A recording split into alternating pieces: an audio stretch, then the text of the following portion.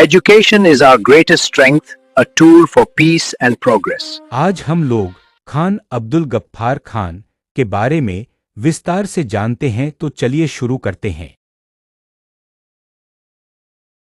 आज हम बात करेंगे स्वतंत्रता संग्राम के एक ऐसे हीरो की जिनका नाम अक्सर इतिहास के पन्नों में कहीं खोसा जाता है।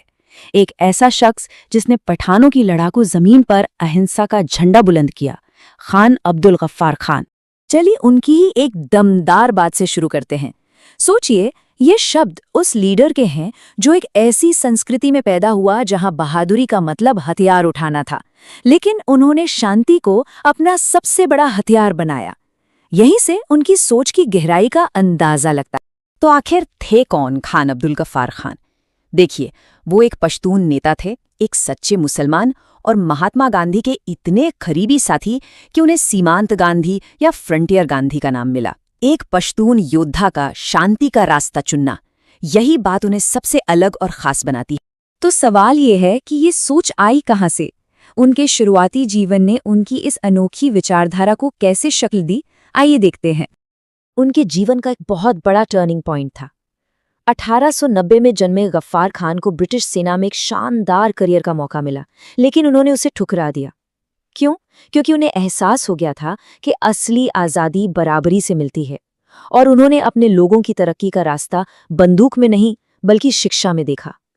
इसी सोच के साथ उन्होंने 1910 में अपना पहला स्कूल खोला, और बस यही सोच, शिक्षा और समाज सुधार की यही सोच एक ऐसे आंदोलन की वजह बनी जिसने इतिहास में अपना नाम दर्ज करा लिया।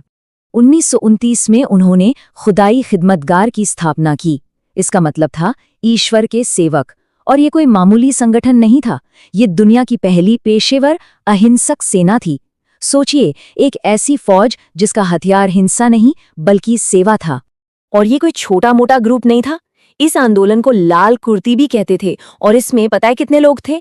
1 लाख से भी ज्यादा। ये एक जन आंदोलन था जो अहिंसा के एक सिद्धांत पर एकजुट हुआ था। इस आंदोलन की असली ताकत इसकी शपथ में थी। हर सदस्य ये कसम खाता था कि वो बदला नहीं लेगा, जुल्म करने वालों को माफ करेगा और सादगी से जीते हुए समाज की सेवा करेगा। ये सिर्फ एक राजनीतिक वादा नहीं था, बल्कि एक रूहानी वादा था जो हर खिदमतगार अपने आप से करता था। तो सवाल ये है कि ये अहिंसक सेना आखिर लड़ती कैसे थी? उनके तरीके बहुत स्ट्रेटेजिक थे। ब्रिटिश सामानों का बहिष्कार करना, टैक्स देने से मना करना, शांतिपूर्ण प्रदर्शन करना, और इतना ही नहीं, अपनी खुद की पंचायतें और स्कूल चलाना। उन्होंने सचमुच बिना एक भी गोली चलाए ब्रिटिश राज की नींव हिला दी थी। लेकिन इस कहानी में एक बहुत दर्दनाक मोड़ भी आया, और वो था भारत का विभाजन। उनके ये शब्द आज भी दिल दहला देते हैं जो उन्होंने कांग्रेस के नेताओं से कहे थे। इन शब्दों में उनका दर्द और उनके साथ हुए गहरे विश्वासघात की भावना साफ झलकती है। उन्होंने अपनी पूरी जिंदगी एक अखंड और धर्मनिरपेक्ष भारत के लिए लड़ाई लड़ी।